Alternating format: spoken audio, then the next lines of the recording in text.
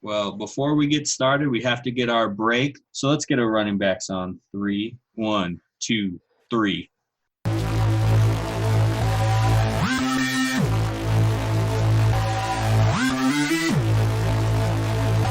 Slumpbuster. Quiet on the set, make sure my mic is on. Aris, Dre, and Juju dog diving towards the pylon. Go for two, so damn rude, recognize authority. Spitting tips for fantasy, no way you're outscoring me. Bold predictions with conviction every single day. Sports addiction, no restriction, kicking game like Pele. He's the greatest, what's the basis? Pick an athlete, let's debate this game. Outrageous trading places, sudden death, take 10 paces. Turn and shoot, boys the truth, Mamba mentality. Future greats take their place, dreams become reality.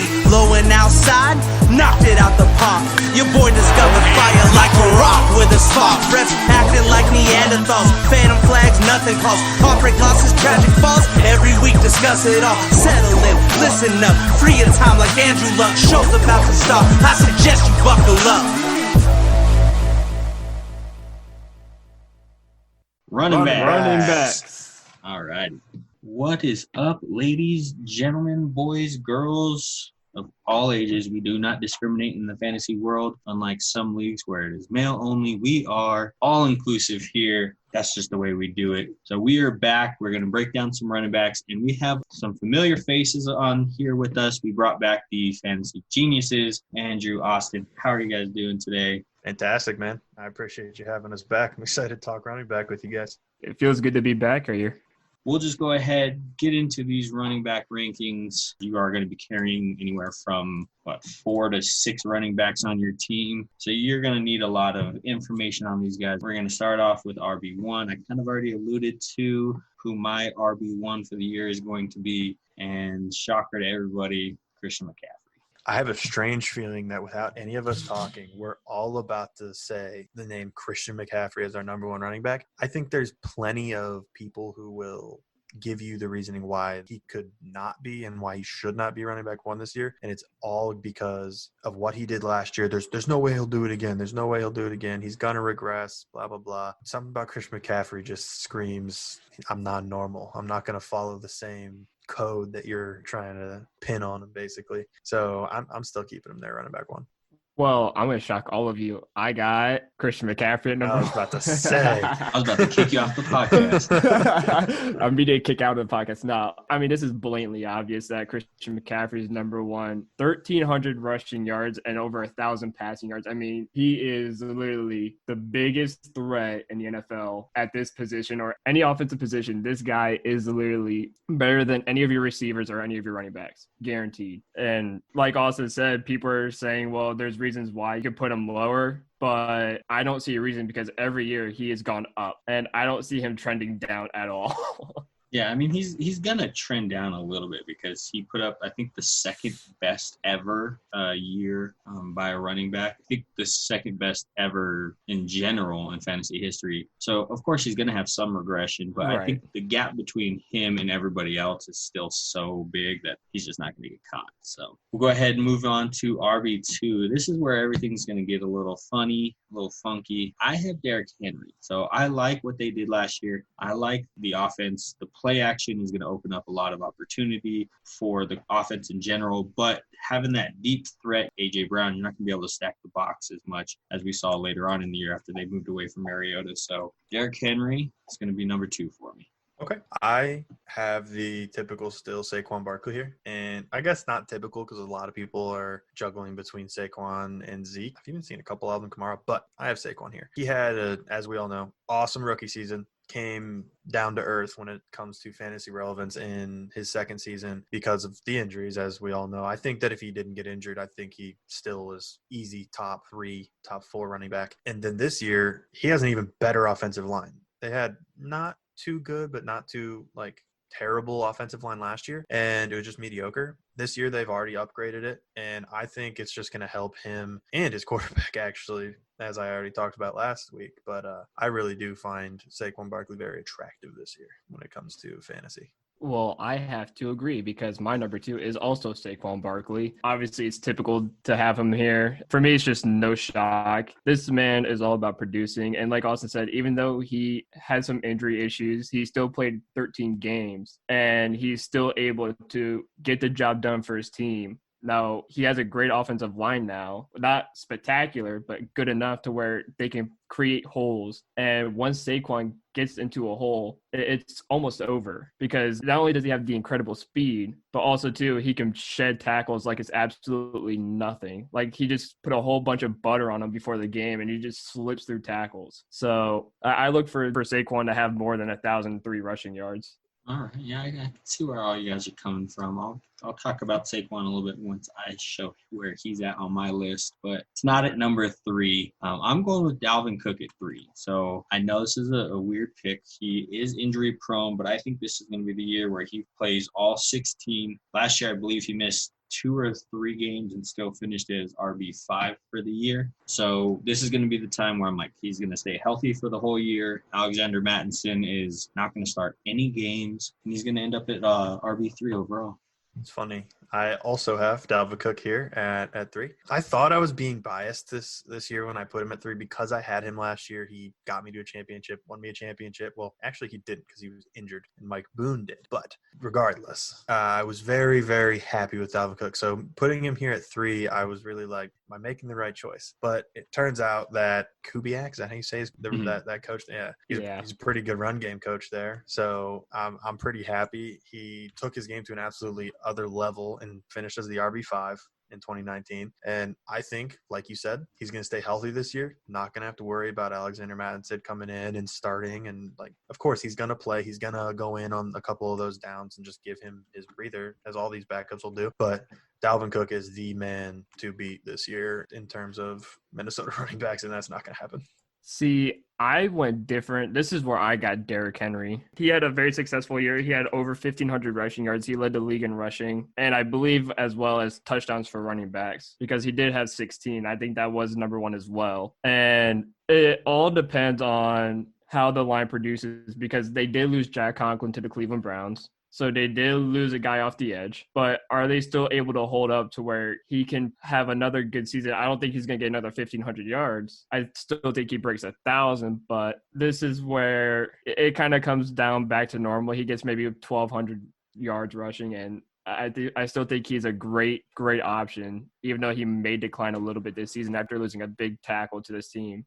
Yeah, you just need to make sure you play him against Jacksonville. That's the only team that you need to make sure he's in for. But we'll go ahead at RB4. This is where I have Zeke slotted. He's a top 5 back. Even when he misses 8 games, people were still drafting him in the first round that year whenever he had all that suspension BS. But, I mean, it's Zeke. He's a beast. So RB4, Zeke.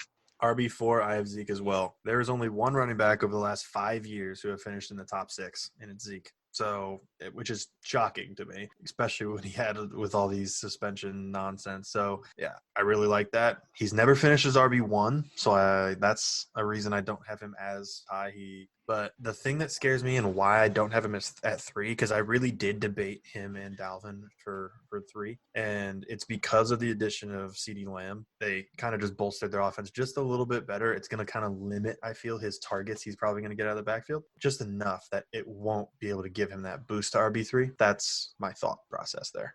So this is where I have Dalvin Cook. Because I was debating either putting Zeke here or Dalvin, because either way, there's no wrong answer here. So I went Dalvin, obviously. Watching Dalvin play, it's crazy because this guy literally bounces off of people like a pinball. And he's one of the toughest running backs I've seen in a while that can not only shed tackles, but he could get sandwiched and just still keep going. So for this guy, and the thing is, he's consistent. When you look at fantasy reasons, one of the big things you want on your team is consistency. And this guy doesn't really seem to have a bad fantasy game at all. Yeah, I think you're almost guaranteed at least either 100 yards or a touchdown with all of these top 5 guys. You're hoping for those multi-touchdown games, multi-100-yard games, but I think with the top 5 guys, you're almost expecting those numbers. So to round out the top 5, this is where I have Saquon. And the reason why I have him here is, yeah, they have a little bit better offensive line, but I still feel like they don't have anything on that offense to warrant defenses to worry about the passing. So if you don't worry about the passing game, you're going to put all of your effort into stopping the run. So that's why I have him at 5, outside of maybe Evan Room. But other than that, I mean, I'm still just not scared of that offense. So hence here he is at 5.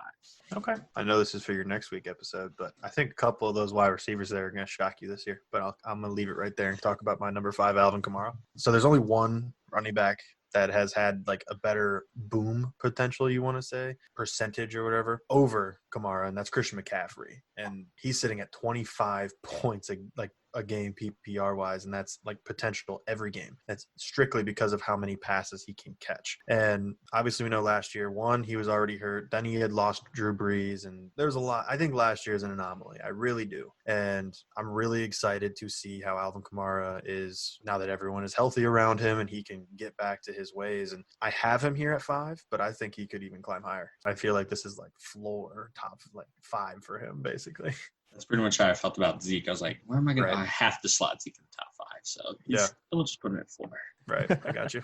Well, my number 5 is Ezekiel Elliott because, like you guys said, he is no matter what a top 5 running back. No matter what, you can put him at 2, you can put him at 3, 4, 5. As long as you don't put him above Christian McCaffrey, that's impossible to do that. Zeke, he's one of the best bulldozers that I've seen ever. You know, I was born in the mid 90s, but so I didn't get to see some of the bigger, stronger running backs like that we saw in the early 90s, back in the 80s, those guys who were, you know, Franco Harris in the 70s and stuff like that. But this is a guy who resembles that and makes you feel like he can just look at the biggest guy on the offensive line and just truck him like he's nothing. Now, I'm not making excuses here. He does have a tendency to lose the ball every once in a while, but I think having a guy like Mike McCarthy, he could be better than he was in the last couple of years, even though he had about 1,400 rushing yards. I think he can hit what he hit in 2016, and that was almost 1,700 rushing yards because you got a Super Bowl winning coach, a coach who's actually knowing what he's doing besides clapping,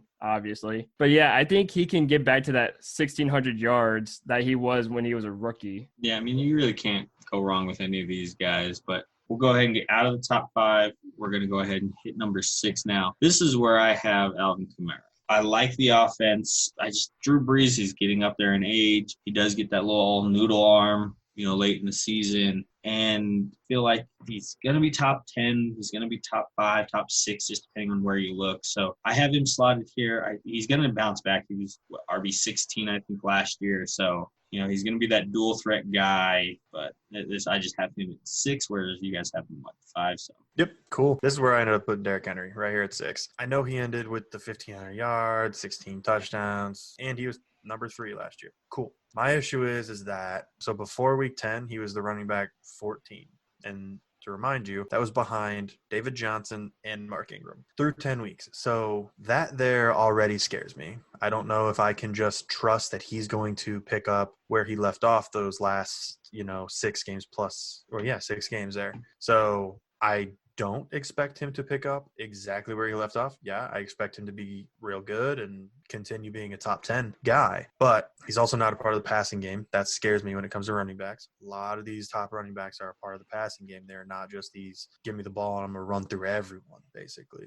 They're part of the passing game in some way or another. He's basically a non-factor in the passing game. So that scares me a lot, and that's actually the main reason I threw Alvin Kamara above him. I think personally, Derrick Henry is still going to be a top 10 guy, but when it comes to like when you're in your drafts, I think a lot of people are going to start seeing Derrick Henry actually going off in the very first or second pick of the second round rather than him being a first round guy, because there's going to be those wideouts going first as well.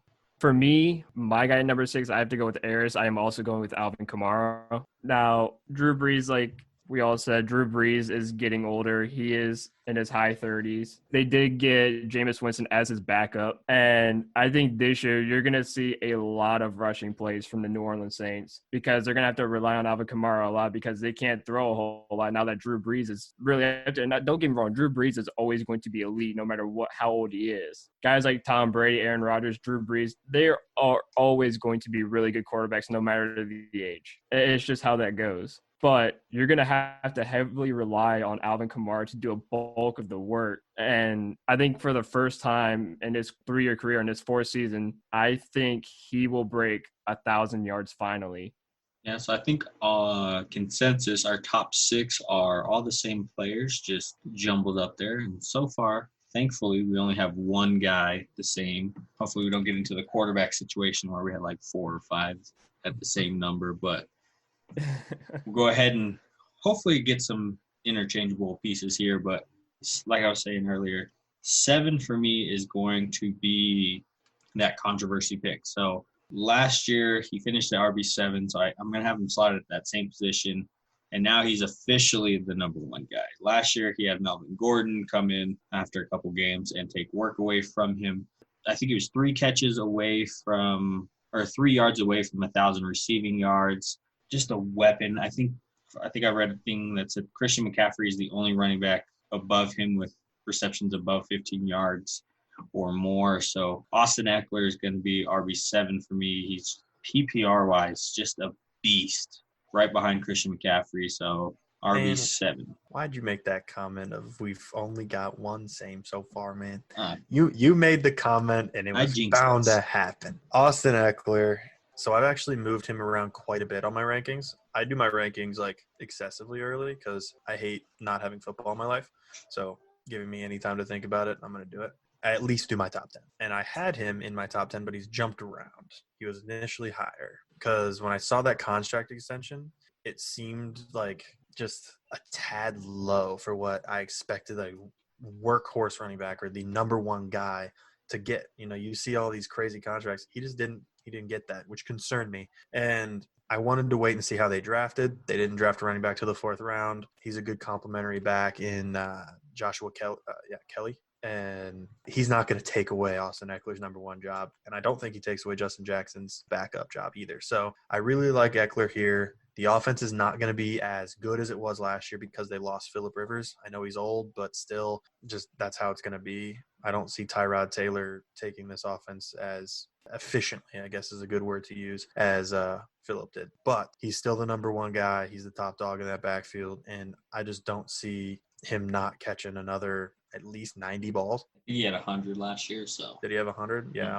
I'm going to say a little bit of regression, but not much. I'm going to say 90 balls he catches this year. My number 7 is completely different. I actually went Nick Chubb. For some, it may be kind of surprising to have him as an RB7, but there's something about this guy that when you watch him, he's a different running back almost. Because I've never seen a guy, it feels like every other game or every few games, you see a guy consistently running for 90-yard touchdowns. I mean, we saw that, 3 times last year, Austin? 4 times? Yeah, 3 or 4 times we saw that. At least they were all 80+. Especially against teams like the Baltimore Ravens at Baltimore. When their backfield is talking crap, saying that, Baker's none of this and this and this. But yeah, then you have Nick Chubb just dusting him in the backfield. And it's not just because of that. Nick Chubb also averages about 6.5 yards per carry, which is about among the league's highest if you look at our top 3. So he's about as consistent as can be. And for me, he's probably behind Christian McCaffrey, probably one of the second most consistent running backs I've seen because he is a hard worker. Listening to this guy talk, he is serious. He wants to play. And everyone says that he's putting in work like nobody's ever seen. For me, he's deserving of an RB7 because of how much he works. He had 1,500 yards, and I think he could repeat. I think he can be that consistent repeated, especially with a way better offensive line than last year.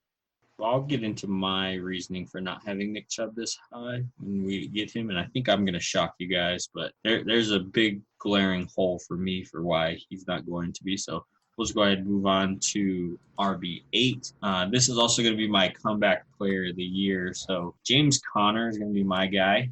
I feel like with Big Ben back, their offense is going to bounce back, and he's going to bounce back. He had a terrible year last year. He got hurt. They had terrible quarterback play. So this is where I'm going to slot him. 2 years ago when he had Big Ben for the majority of the year, he killed it. He came out of nowhere. I think I picked him up on the waiver wire 2 days before the season started, and he ended up being like RB3 or something like that for the year. So James Conner is going to be slotted in 8 for me.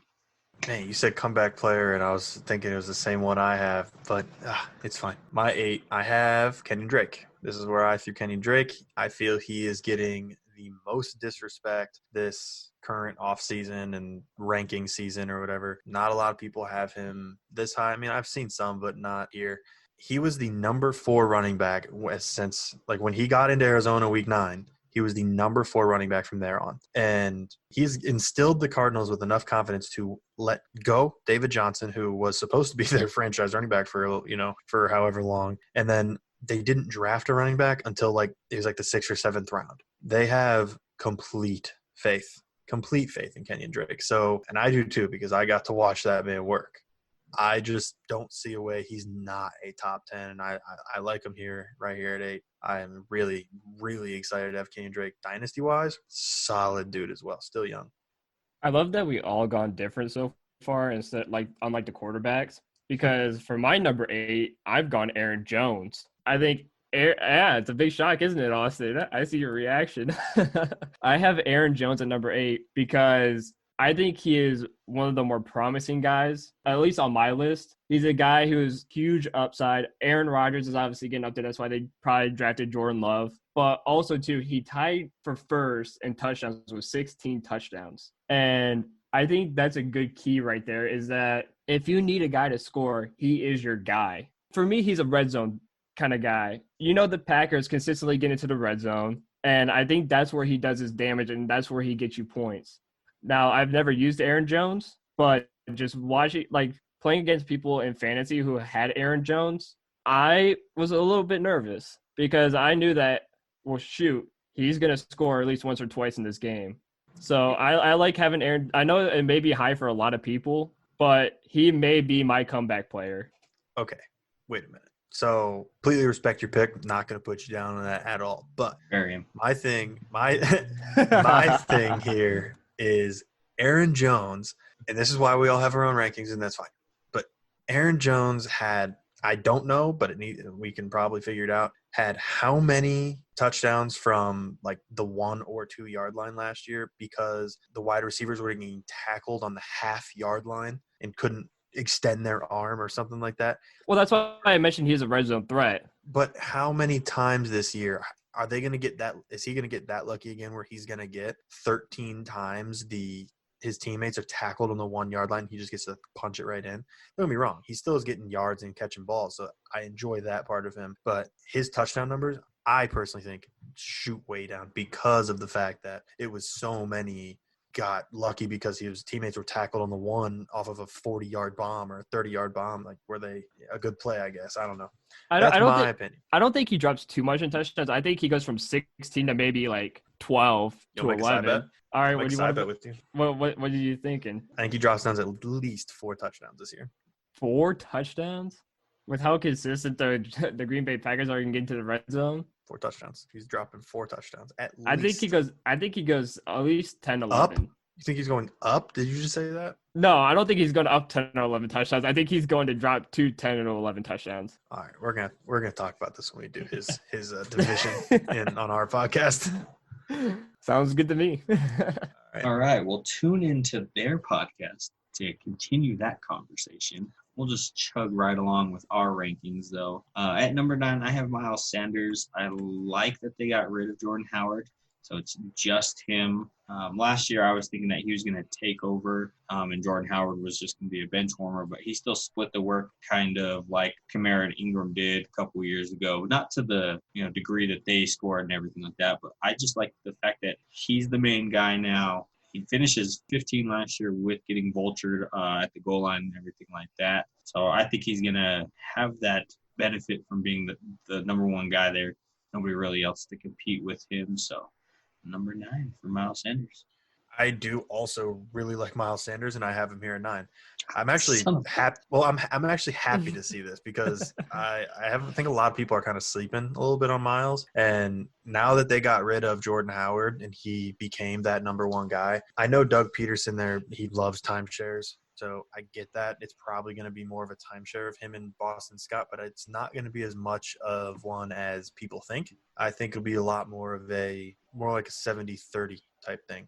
And even then, that's still 15 touches, something like that. That's a lot. And he can easily, and with what he showed last year, giving him 15 touches a game, he can easily, break up here and sneak into this top 10. I really like Miles here and almost had him as a sleeper this year. But then I think he started gaining a little bit too much traction for me to actually be able to call him a sleeper. I didn't want to say that. So I ended up picking someone else. But that is my number 9. Well, I'm going to go back to the shocking train and shock you guys at number 9 as well, because I have Joe Mixon. So the reason why is, number 1, you have a rookie quarterback and Joe Burrow. Number 2, how do you know if AJ Green doesn't get hurt again? No. You don't think he's going to get hurt again? No, you don't know because it's just how he's been acting. Yeah, exactly. My toe hurts. I want to practice, though, but my toe hurts. Sorry, continue. Exactly. He's a guy who can't stay on the field. And for two guys like Ross and Boyd who talk a lot for average receivers, they're going to rely on Mixon a lot, especially with a poor offensive line. He tied 5th in rushing attempts with 278 rushing attempts. I think they're going to give him a boatload of touches because you got a rookie receiver or a rookie quarterback, my fault, and you got 2 average receivers, because I'm not even going to count AJ Green unless he actually stays healthy for a full season and stops complaining about turf toe. And this is why I have him high on my list. It's just the attempts are there. He had 1,100 rushing yards. I think that goes up a little bit to maybe 1,250. But it's all because you have a rookie quarterback, a poor offensive line, and 2 average receivers, and he's really probably the second best player on your offense. All those points I agree with, but I don't have him in my top 10, and I don't even have him as a RB1. And the big factor for that is he's already stated he is going to hold out unless he gets a deal done. That's true. So I don't see a deal getting done anytime soon, so I have him holding out. So I have that big effect on the ranking. So that was just my big knock on him. But otherwise, right, as a player, he's phenomenal. Can't agree more there. But we'll go ahead and round out top 10. I have Chris Carson. Seattle loves to run the ball. I don't believe in Rashad Penny. I don't think he could stay healthy, so I don't think he can take work away from him. The only thing that's going to knock this ranking is, as of right now, Seattle has not done a deal with Marshawn Lynch. But if that comes into play, I could see him sliding down a little bit. But as of right now, it's just him. So we're going to rank him at number 10. Okay, I like that. I don't have him here, but I like your thoughts there. I had Penny last year, and he disappointed me quite a bit because I was really high on him. So the Chris Carson left a bad taste in my mouth when he took all the limelight there. Going back to Joe Mixon, he is my number 10 slot. I do really enjoy Joe Mixon. I think he has a really good opportunity in Cincinnati. It will help now that his offense, and this is my opinion, I think his offense is going to it's going to gain a boost this year. Just having Joe Burrow and a quarterback that seems like he's NFL ready off the rip. So I'm hoping, because I think it'll be fun to watch if that is the case. But having that, it will really help kind of get that tempo moving. He likes that. Plus, Mixon actually had 18 touches on 10 different occasions last year, you can't ask for more than that. Did he do too much with it? No, but that's awesome. So if he is still going to get that kind of looks and that kind of attention from his own offense and coach, that's awesome for him. I agree that it is a knock for that contract, but I'm not putting that in my rankings just yet because it's still pretty early. We've still got plenty of time. If we start we're getting to like redraft time, once we're more towards redraft, drafts and everything, and he still has not signed that contract extension, he's still threatening this holdout, he'll start moving down. He'll honestly probably drop out of the top 15 if he does, though. So beware of the holdout. Yeah, I don't think it would shock any of us if he actually does hold out. For my number 10, this is where I got Austin Eckler. Obviously, Austin Eckler, when Melvin Gordon was out, he did produce, and he produced big, but not so much on the rushing side, more so on the receiving side. And I think that's very beneficial in fantasy, is to have not only a great rushing kind of back, but a guy who can catch, and a guy who can catch and gain yards. He averaged 10 yards every time he caught the ball. All 3 seasons, 2017 to 2019, averaged 10.3, 10.4, 10.8. So every time this guy gets the ball, he will get you yards. And he did get a good chunk of touchdowns as well, just from receiving. Do I think he can produce on the rushing side? Sure. Now that he's going to be basically the RB1 there in LA, I see his numbers going up, and I like him here at 10 in my top 10. Yeah, I'm not sure if you guys saw that NFL sound effects clip of Philip Rivers yelling in, I'm going to butcher his name, Yannick Ndakwe, right? I think that's how you say his name. I don't know if you guys saw that video of Philip Rivers yelling in his ear 98 yards. That was an Austin Eckler screen that went 98 yards. So he has that potential to take a short pass and just go yards. So thank you for having him in top 10, and that'll be the podcast because we named a Charger, so we're out of here. But at number 11, this is where I have Josh Jacobs. I think he's going to continue to surprise people. He finished as RB14 last year. I think with them drafting like 18 receivers is going to help out that offense. It's going to open up more rushing lanes for him. And if he could stay healthy for the whole season and not miss any games, I have him sneaking into that RB1 conversation. But the quarterback situation is going to be a little wary, just how the offense runs, if it's going to be more Carr or more Mariota. So that may play a factor once we get into the season. But right now I have him as RB1 with the 17 million receivers that they drafted helping him out. Okay, nice. At 11, I also have Josh Jacobs. I had to make sure.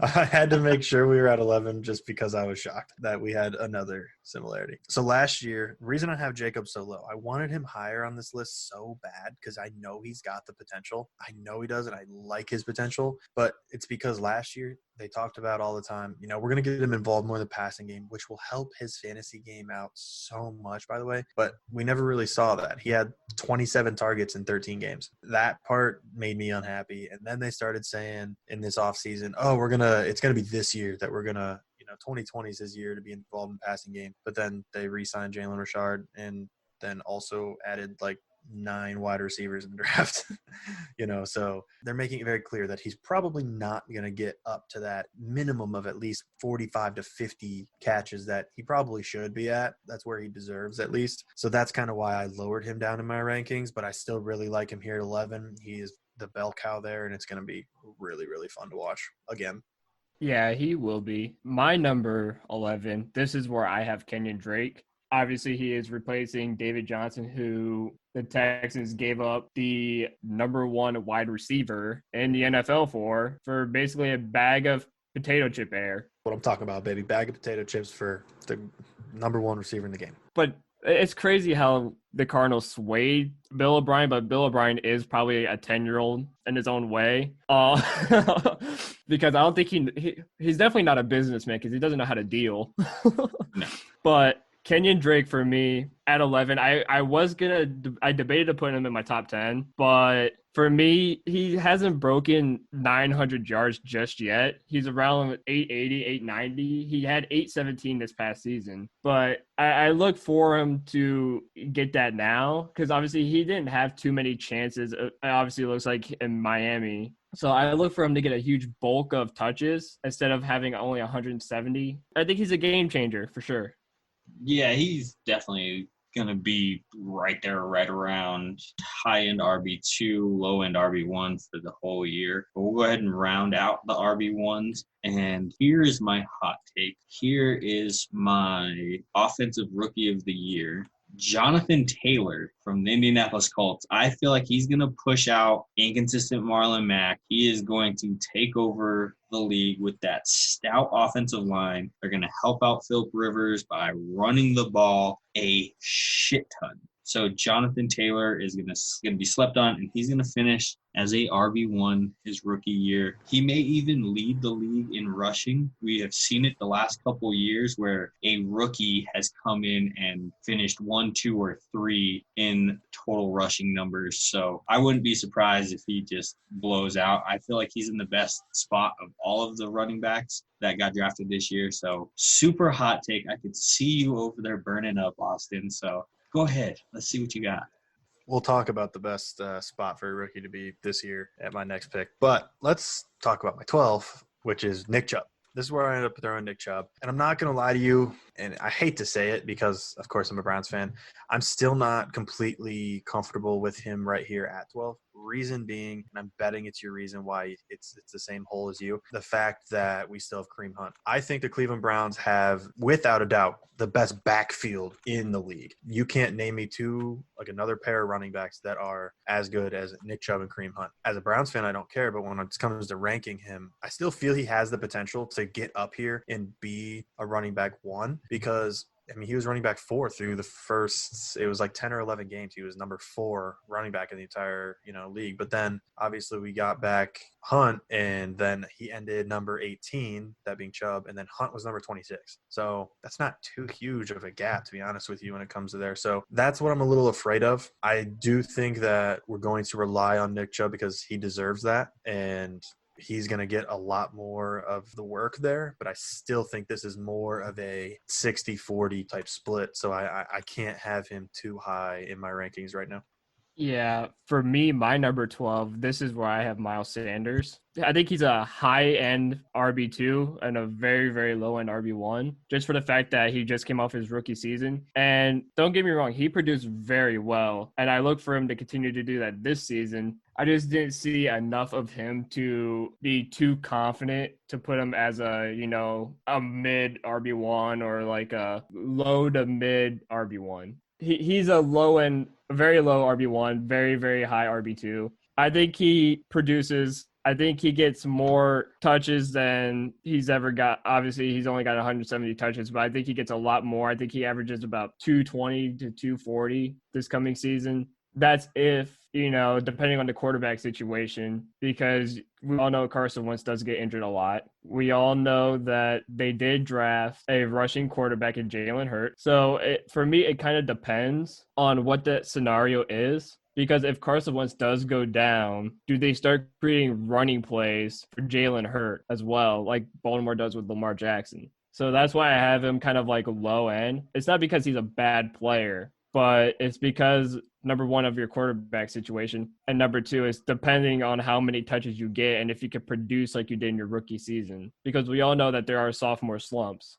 Yeah, sophomore slump's a big thing. I feel like it's more for like quarterbacks and receivers than it is more for running backs. I feel like you can pretty much just hand off and go, and there's not much to reading the defense and getting there. It's pretty much, that's why the running backs have the easiest transition into the NFL. Yep. But I just feel like the sophomore slump doesn't really go towards the running backs, but I totally agree there. Totally agree. But yeah, before we get into the running back twos, go ahead and talk about your RB1 for male grooming. That's right. Manscaped is here. We are partnered with Manscaped. Now that the draft is done, free agency is done, we are going to look for fantasy. You're going to be doing all your research, but the research is already out. Manscaped is already the best brand for getting the job done. The Perfect Package 3.0 comes with the Lawnmower 3.0, which is, I got to tell you guys, this thing is phenomenal. Ceramic blade, which has no nick technology, which you don't nick your balls because that freaking hurts when that happens. It also comes with anti-chafing ball deodorant and a moisturizer. It also comes with a pretty cool little pad for you to shave if you don't shave in the shower and you want to shave dry. They give you a little mat that you can throw away after you're done shaving, so your lady does not get mad at you for leaving pubes everywhere. I know when I shave in the shower, I always get yelled at for leaving some hair in the drain. Help your ladies out by cleaning up after yourselves, and this mat that they give you in the Perfect Package 3.0 will definitely help you out with that. So how do you get this? 20% off and free shipping. Just use promo code SLUMP. help bust that slump at manscaped.com. It is the perfect tool for your family jewel. We already went over the stories with you guys last week, so we don't need to get into those again. So let's go ahead and jump right into these RB2s. My number one RB2, this is where I have Kenny. I don't know how I feel about him for the whole year. Maybe it's that Miami, funk that still has me. But I feel like he's going to be right there, high-end RB2, low-end RB1. But I felt like more comfortable ranking the RB1s. So I put him at the top of the RB2s. Okay. So here's where we're going to talk about the best landing spot for rookies right here. Right. This is where Clyde Edwards-Helaire will drop for me here at 13. Now, hear me out. So, obviously he was the first running back taken off the board. And he was the only running back taken in the first round. Am I correct? He was the final pick in the first. Now, let me give you this here. Over the last 7 years, running backs taken in the first round have averaged 280 touches in year one, and 75% of them have finished as at least an RB2. Now, off of that, he also landed with the Super Bowl champions, whose offense has only gotten better. And what was their weakness last year? Hint, it's running back. And now a lot of people are worried that this is going to be a whole Darwin Thompson situation again. Darwin was taken in the 6th round. There's a clear difference between a running back taken in the 1st and in the 6th majority of the time. So I'm super excited. I have him as my number one RB2. I think he is a phenomenal player. He's going to fit the NFL really well. He's going to be a great 3-down back, and he's also going to be he catches balls out of the backfield, which is what you need to be a solid running back in this league. So, and he's got, in my opinion, the best quarterback in the NFL. That's going to be dumping down those passes, just going to help Patty's stats, and he's going to he got himself in the golden spot here. But that's obviously my opinion. I like that. I think that's a good solid pick right there. At number 13, I have Mr. Josh Jacobs. Josh Jacobs, for me, was one of the best rookies from 2019 that I've seen that was very, very good in my eyes. He produced huge numbers, and he looked like a train when he ran the ball, an absolute train. For me, the reason why I have him right here was, for me, can he be consistent to have a repeat season like he did in his rookie year? The bigger question is John Gruden. What's he going to do? And another big question is the quarterback situation again, because we all know, and I don't know if you guys heard about this, but obviously John Gruden absolutely hates Derek Carr, hates him, especially before John Gruden became the coach of the Raiders. On talk shows like ESPN and stuff like that, John Gruden, talked about how much he actually I think there's videos of how he talked about how he hated Derek Carr. And that's probably one of the main reasons why they went out and got Marcus Mariota. So for me, another big reason is, what's the quarterback situation going to be like? Because that doesn't affect just the running or the wide receivers. That affects the running back as well. Quarterback is, because you need consistency at every position. You need a guy who's consistently at quarterback. You need consistent receivers, because those can act like blockers. And you just need – football is chemistry. You just need that chemistry. This is why I have some of these players kind of low, is because you don't know what their situation is at quarterback, and, coaching situations change. So that's why I have Josh Jacobs at 13, is because the quarterback situation is kind of iffy, and I don't know if the chemistry is going to be there. And that's what football is. Football is chemistry. Yeah. Can't really argue there, but we are going to argue now. So 14, this is where I have your guys' guy. This is where I have Nick Chubb, and it's just because of Kareem Hunt. After Kareem Hunt came back from that suspension, they got him more involved. Chubb lost a lot of his passing work to Kareem Hunt. So I'm just a little wary how Stefanski's going to use this two-back system. I remember a couple years ago they had Jerick McKinnon on that Vikings team. They used a lot of two-backs. So I'm just a little wary about how they're going to divvy up all this work.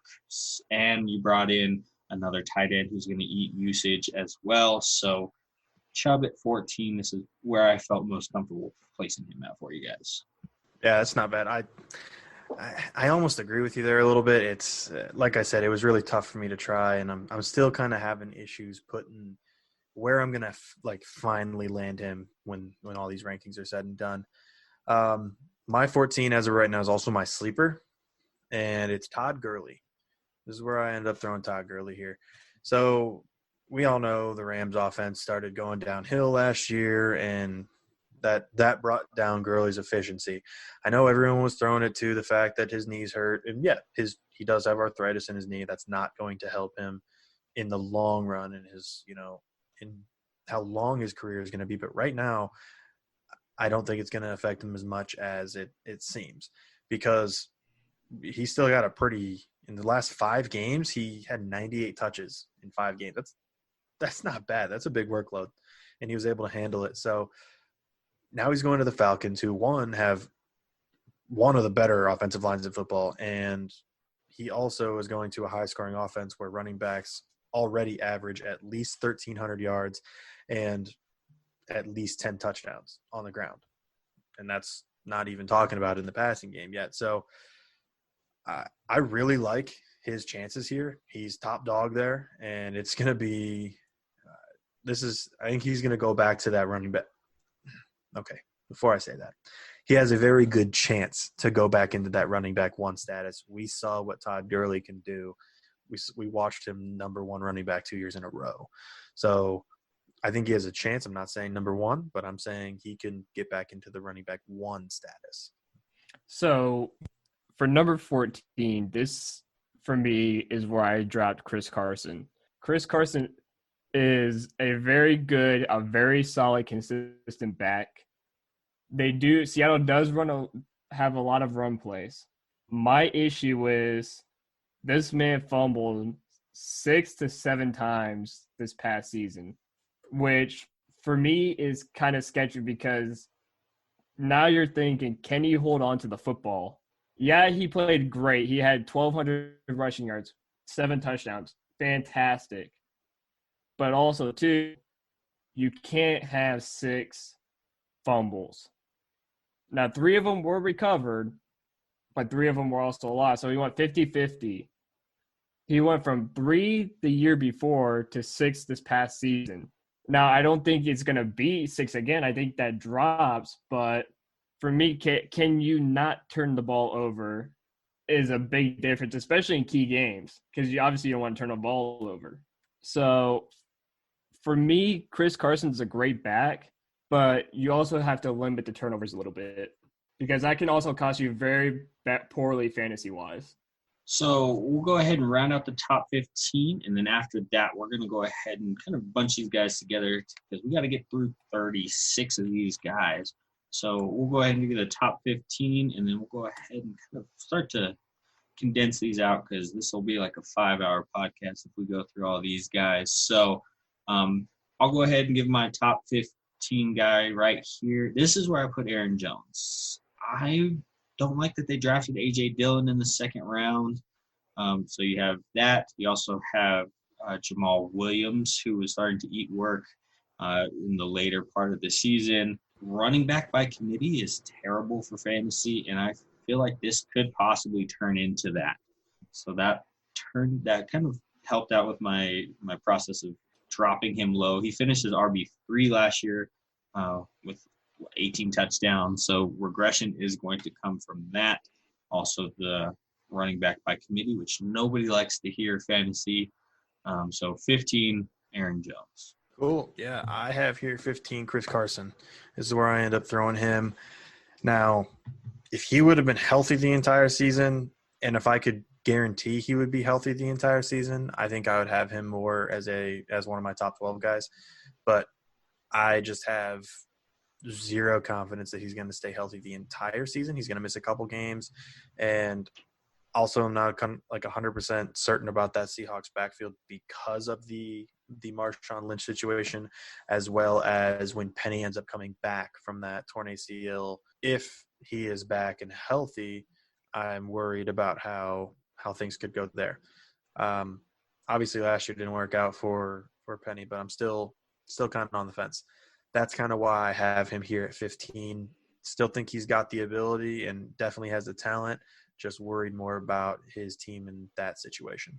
So right here to round out my top 15, this is where I put Todd Gurley. Like Austin said, this past season, arthritis really got to the best of him. But he is only 25. So arthritis shouldn't really be a big factor this coming season. I think he's probably more than less learned how to deal with the arthritis to be more comfortable. I'm sure his trainers worked with him to make sure that when he does play, his knees aren't bothering him. He's comfortable. He can run and do his thing.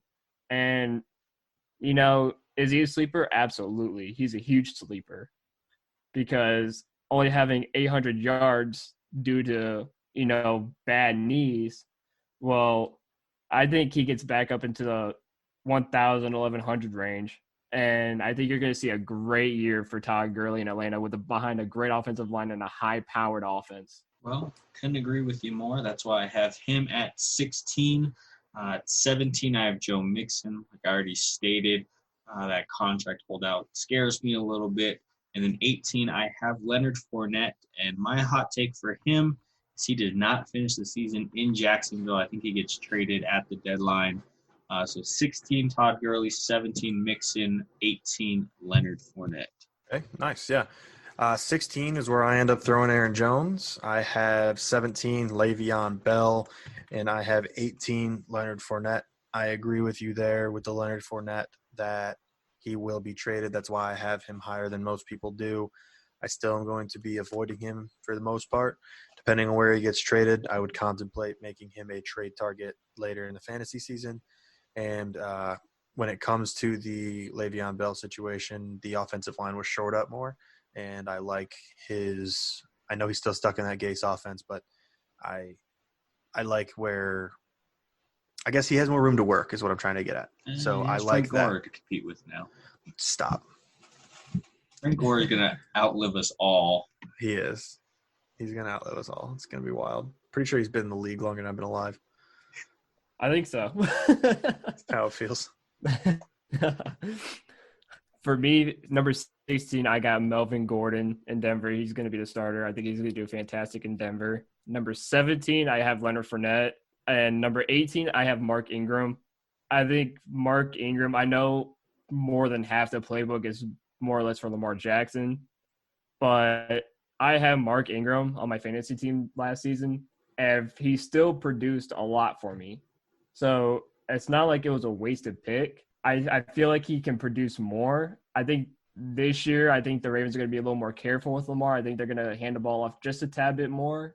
But who knows with Harbaugh? He's one sneaky dude. I like Mark Ingram at number 18. I think he still produces even though he's got a running back as a quarterback. So real quick, just on that one, I won't go too long, but how do you guys feel? Because I'm curious from both of you. Just because you brought up a Baltimore running back and threw him in the top, 18, I'm curious as to how you feel about the other three pretty potent running backs that they've got on that team. And my hot take when it comes to this is that I'm calling it right now, J.K. Dobbins is their starter by the end of the season. Yeah, you can go ahead. That's pretty much how I have it. I have Mark Ingram, spoiler alert, I have him at 30. I feel like he's still going to get a lot of the work at the beginning. It's just running back by committee is a huge thing in fantasy. That's why I have Melvin Gordon lower as well. I feel like Melvin Gordon's going to be the starter there because money talks, but it's just running back by committee it's a big hurdle to try to look past. So I don't feel like Ravens or even you had Melvin Gordon there, I just feel like they're just going to eat each other alive, really. So we'll go ahead and move on to 19 through 21. 19, I have Devin Singletary. 20, Cam Akers, and 21, Raheem Mostert. 21 was a huge kind of battle because I wasn't sure how the Niners are going to use their running backs. They still are paying Tevin Coleman. You have Raheem Mostert. They just shipped out Breida, but you also are getting Jerick McKinnon back. I feel like Shanahan is such a skillful coach that he's going to produce some running backs. It's just I don't know who, and I feel like Mostert did so much at the end of the year to kind of distance himself from the rest. And then Cam Akers, I feel like he's just going to slide right into that Todd Gurley role. And Devin Singletary, I feel like he's going to take another step forward with that Buffalo offense. Nice, I like it. Yeah, my 19 through 21, I've got Melvin Gordon, Jonathan Taylor, and Devin Singletary.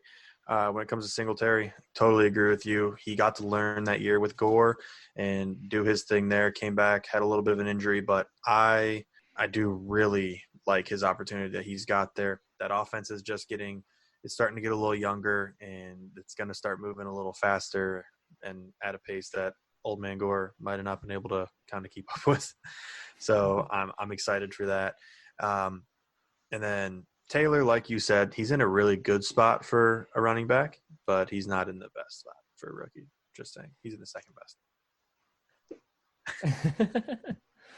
So number 19 for me, this is where I have Kansas City rookie Clyde Edwards-Helaire. I think he takes over for Damian Williams, and I think he becomes the number one running back day one because I think he shows what he can do in the preseason, and I think they test him out game one just to see, it's like a kind of like a test just to see what he can do. Because obviously Damian Williams is a good, solid running back, and I really think that for Helaire, I think he has an upside. I think that's why the Kansas City Chiefs drafted him at 32 as the first running back drafted. They see something in him, and I think they're going to utilize that and put him as a starter. Number 20 is where I got Raheem Mostert, and number 21, I got David Montgomery. I think starting Tariq Cohen over David Montgomery was a big joke, but then again, Tariq Cohen is a pretty solid catch passing back.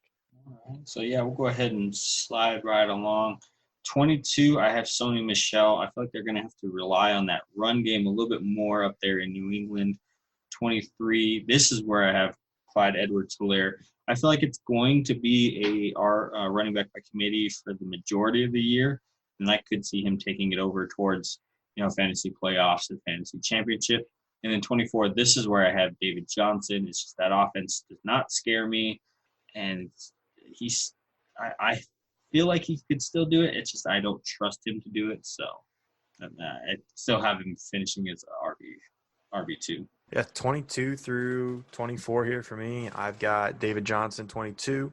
I'll get to that in a second. James Conner, 23, and Mark Ingram, 24. Back to David Johnson. The Texans gave their running backs almost 400 touches last year. It was 397 touches.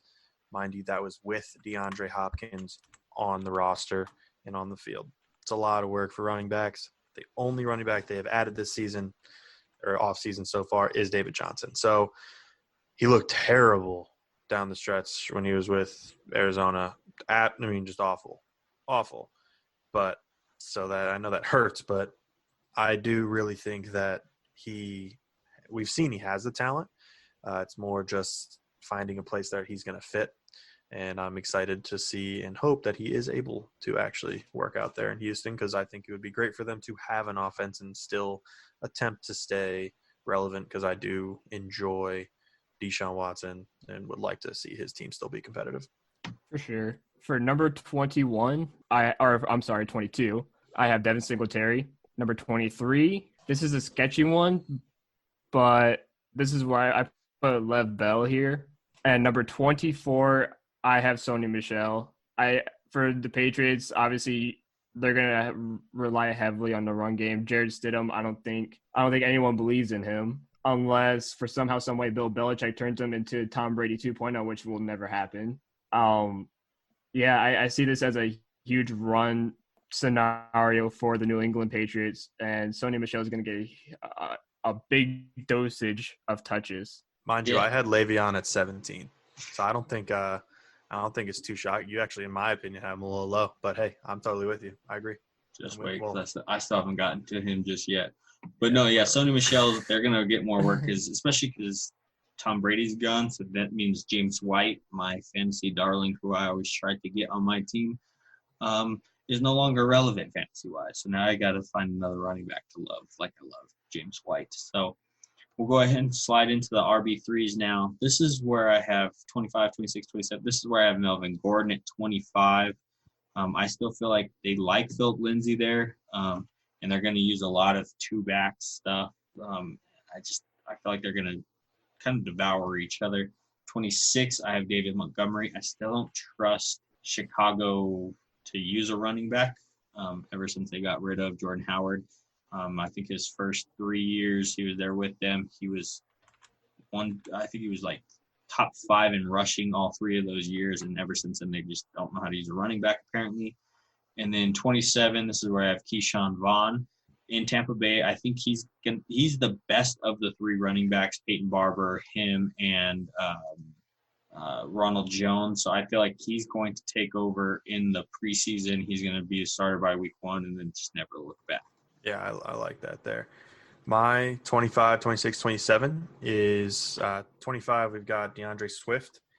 26, I've got Cam Akers. And then actually 27 is where I ended up throwing Kareem Hunt. Now, to DeAndre Swift, I think a lot of people, and this is what I've seen when you go and just look up rankings, DeAndre Swift is actually a little bit higher certain places. It's because I think a lot of people are just immediately expecting him to just not have a fight with Kerryon Johnson and just get 20 carries a game. That's not going to be how this goes. Kerryon has shown that he can and will be a good running back. He's going to have to put up a fight there. I have him lower, right around here, running back 3, because I do eventually think he wins the battle there, but I think it takes him a few weeks. They're going to be more probably both splitting like 12 to 14-ish type carries, kind of going every other game, just until they figure out where the line actually sits of who's better, who's not. And like you had said, and I'll go quickly on this one, but Cam Akers is going to be able to slide into that into Todd Gurley role, and I do enjoy that for him. I just hope that offense can kind of build itself back up. For mine, 25, 26, 27. For 25, this is where I dropped Kareem Hunt. And for 26, I have DeAndre Swift. And for 27, I have Jonathan Taylor. The reason why I put DeAndre Swift at 26 was because obviously Kerryon Johnson does have a lot of injury issues. But when I had Kerryon, my team was pretty solid. He did very good for me. He was consistent. He at least averaged around PPR-wise around 10 and a half, 11 points, which isn't too bad. But the thing that got to me was his injuries. And I think DeAndre Swift, I think they go with Kerryon maybe for a bit until they put in DeAndre Swift, because I think they just get too concerned with the injuries and then they just drop in a younger DeAndre Swift. So you guys watched the draft, correct? Yes. Did you guys see DeAndre Swift's dad? His dad? Yes. I don't recall his dad. We did a show on the radio for the draft. You need to look up his dad, because I was going to say, doesn't matter where he is slotted in these rankings, you need to take him number 1 overall, because that man is a beast. Really? So just look up when you guys get a chance, DeAndre Swift's dad. It's just, that man is, I don't know, I can't. Big fella? He's that dude is just wow. Wow, okay. Look it I'm up. excited. 28 through 30. So 28, I have Le'Veon Bell. I don't trust any running back in Adam Gase's system, and now he has Frank Gore. You already said stop, so you don't have to say it again. He has Frank Gore eating into his workload. 29, this is where I have Jordan Howard. It's not a sexy pick. He has like 30 touches a game and only amasses like 110 yards. So It's not a pretty pick, but it's an effective pick. And then 30, like I said already, this is where I have Mark Ingram, and that's just because of the running back by committee with the 17 running backs that they have, and the quarterback taking work from. I will tell you, I did just look up DeAndre Swift's dad, and I had to mute because my jaw, that's insane. That man is almost ripping through a sweatshirt. His arms are so big. Yeah. That's insane. Yeah. Okay. It's scary. 28 through 30, right? Yep. Yeah. Oh, my gosh.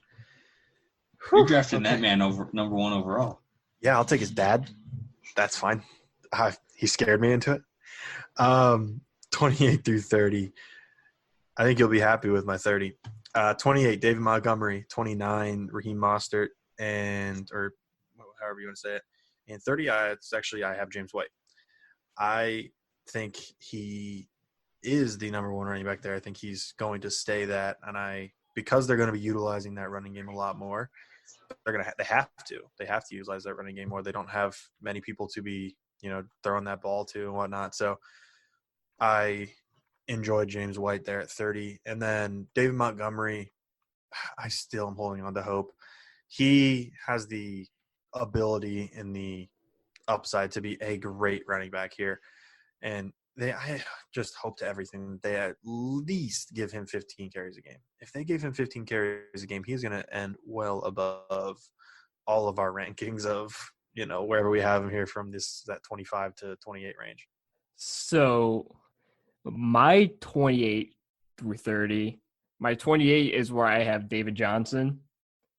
I think he easily moves into obviously the running back 1 position in Houston. Number 29, I don't even know where we are anymore. Number 29, I have Jordan Howard. Isn't the best pick, but I think he gets a good amount of touches. I think him and Matt Breida split touches, and he produces a little bit better than what he did the past season. And then number 30, I have Philip Lindsay. I know obviously they just signed Melvin Gordon, but Philip Lindsay is still a very, very, very solid running back, and I think they give him a good bulk of touches. I think they take away from Melvin Gordon just a tad and give Philip Lindsay some good amount of touches, because Philip Lindsay still averaged on 224 touches. He averaged 1,100 yards. So I think they give a decent amount of touches to Philip Lindsay. Yeah, I have Philip Lindsay at 31, so I couldn't agree more. Like, he's still a really good back. It's just when you pay a running back $11 million, I think it was like 10.8 or something like that to Melvin Gordon, you're going to give more to Melvin Gordon. So then at 32, this is where I have Darius Geis. I love Darius Geis's potential. Problem with him is he can't stay healthy. And if he goes down, bam, I could just slot Adrian Peterson into this 32 spot. But I'm going to go with Geis because I'm hoping he stays healthy for the whole year. And then 33, this is where I have Kareem Hunt. He's going to get the majority of the passing work is what I'm going to assume. But just this is where I'm slotting all these running back by committee guys because they're still good enough to warrant their spot on being the main guy, but just situation-wise, it scares me a little. Okay. 31 through 33. 31, I've got Darius Geis, so we're pretty close there. I actually am not as afraid of him this year because of the fact that he did not tear anything this time. It was just a sprain. And I liked how he played when he was on the field. I think it was only, a game or 3, 5-ish, whatever it was. I liked how he played, and he's another guy I contemplated for sleeper, but I like Ty Gurley a little better. 32 is where I have Keyshawn Vaughn, however it's pronounced. I heard a couple of different ways. And then 33 is where I have Philip Lindsay. So I think it's we're all a little bit on the same page here going down to these last couple of guys that were right in the same spot. Yeah, I agree. For my 31, 32, 33, 31, this is where I got Cam Akers. Number 32, I have Darius Geis at 32. Like you said, it's just a sprain. I think he will produce. I think he'll play well. I think he's got a great opportunity in Washington, especially with Ron Rivera being his head coach now. I think he's got a better system going on down in Washington. So I look for him to produce a little bit and produce really well. And then number 33, I got Jordan Howard's partner, Matt Breida.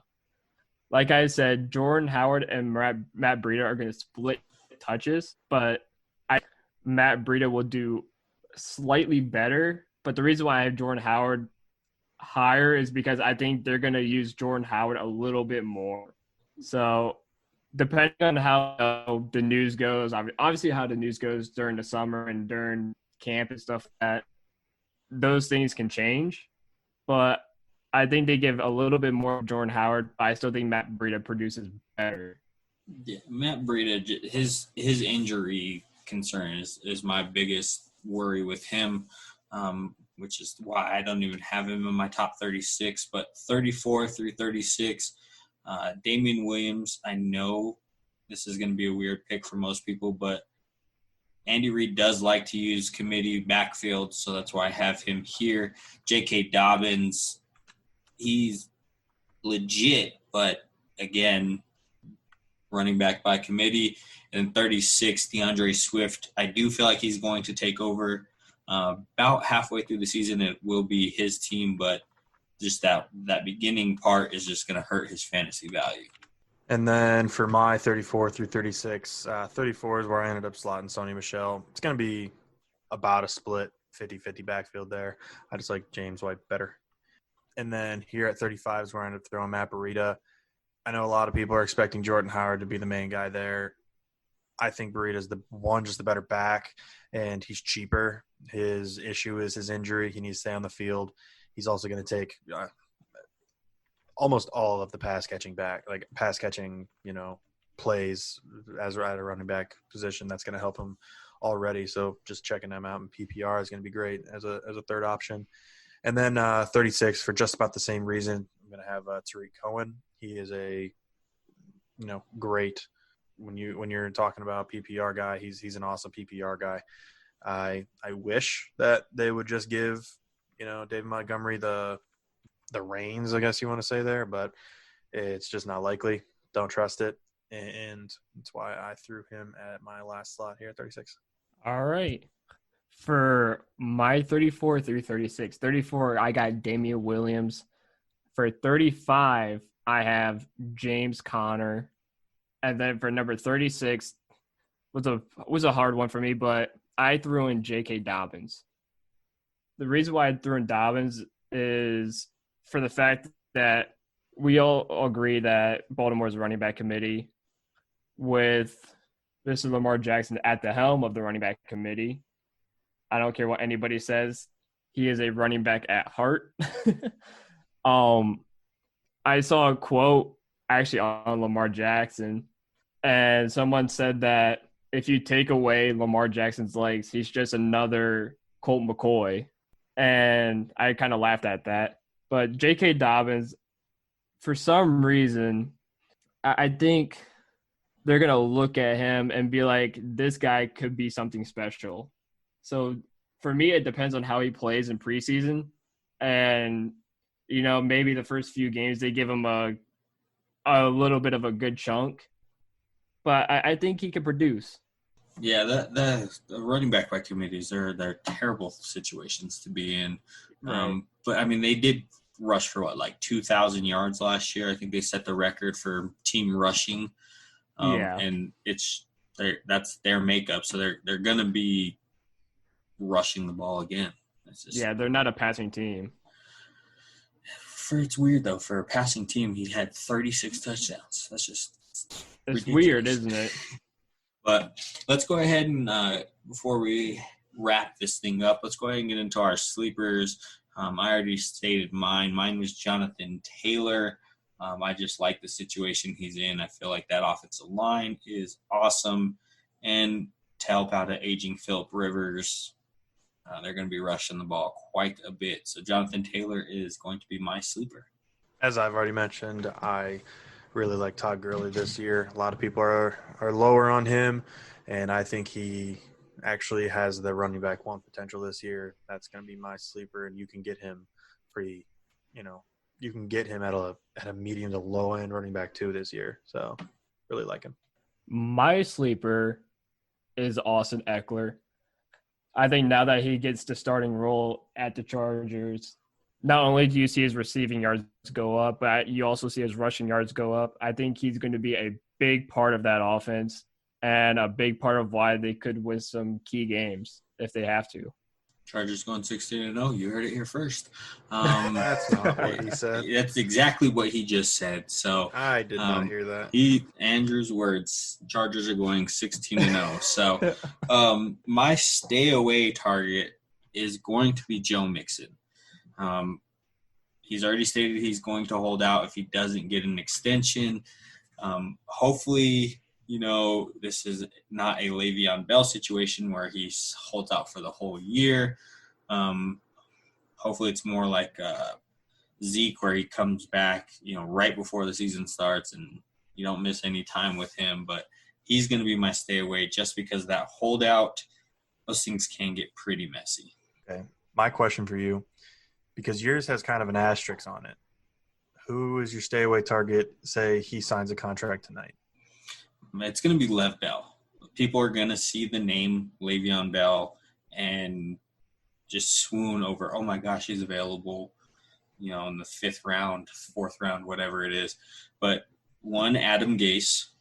Don't trust any running backs in the Adam Gase system. Look at Kenyon Drake. Once he gets away from Adam Gase, he turns into an elite running back, scoring 4 touchdowns on the 49ers.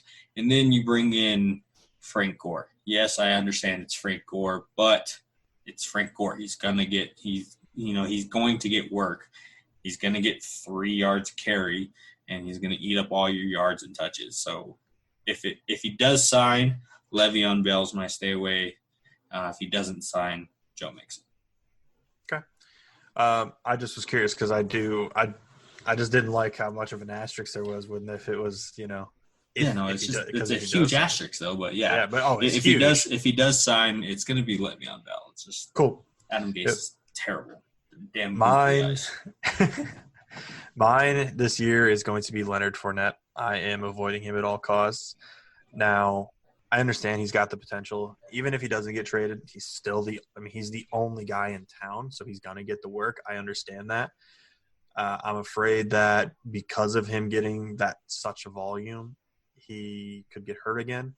And the only time, in my opinion, where he could go anywhere to a target or someone that you'd even contemplate wanting on your team is if he were traded. He'd have to be traded to the right spot, somewhere running back needy, and somewhere where he's not going to be the focal point of the offense. He can't be that focal point guy.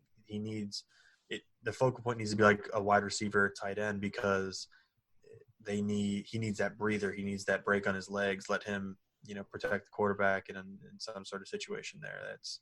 That's why, in my opinion, I'm just avoiding him this year. There's a lot of other guys that I feel you can get later in the draft and snag him with instead. So my sleeper may be an odd one to a bunch of people, but I chose James Conner just for the fact that right behind James Conner, you have Benny Snell Jr.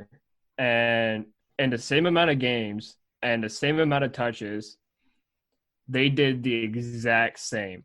And for me, that's going to be a huge decision for the Pittsburgh offensive staff and Mike Tomlin to decide, do we trust James Conner or do we go with Benny Snell? Because James Conner also has had a couple injuries as well.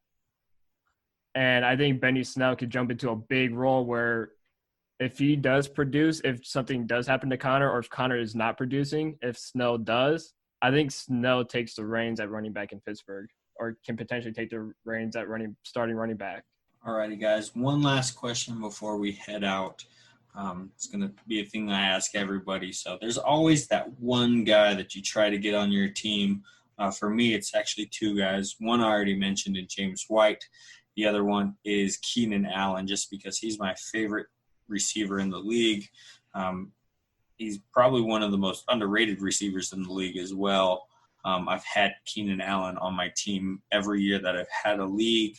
And And then my little brother drafted him last year just to spite me. So who's a guy that you guys try to get on your team, or you like kind of go, you might pick him, one round before because you're not going to get a chance to draft him? For me, which it's not going to be able to happen for me this year, sadly. I really like Dalvin Cook a lot, and I've been trying to take him as early as possible. Obviously, some injuries had kind of not made it look too good for me.